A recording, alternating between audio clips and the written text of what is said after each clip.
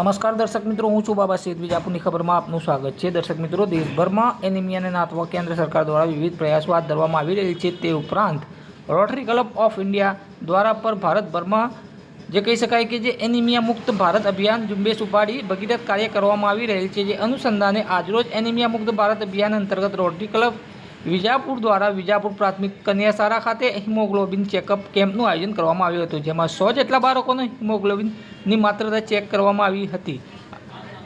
Rotary club વિજાપુરના પ્રમુખ Sanjay Patel, secretary Pritesh Patel, project chairman Kanubhai Acharya, rotary club chairman Shamjibhai ગૌર, રોટરિયન મિત્રો Rameshbhai Patel, AR Patel, જગદીશભાઈ Panchal, Shantibhai Jain, technician રિપલબેન, Ajay Barot, શાળાના આચાર્ય કલ્પેશભાઈ પટેલ તથા સ્ટાફની હાજરીમાં સફળતાપૂર્વક કેમ્પનું આયોજન કરવામાં આવ્યું હતું. આ સમાચાર અપડેટ લઈને ફરીથી મળતા રહીશું. ત્યાં સુધી અમારી ચેનલ વિજાપુરની ખબરને લાઇક કરો, કોમેન્ટ કરો, સબસ્ક્રાઇબ કરો. શું કાર્યક્રમ હતો આજે?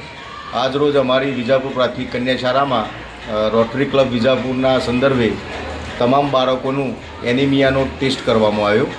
જેમાં 100 બાળકો ઉપર ટેસ્ટ કરવામાં આવ્યો. એમાંથી 96 બાળકોને ડેફિશિયન્સી નથી, માત્ર 4 બાળકોને ડેફિશિયન્સી છે.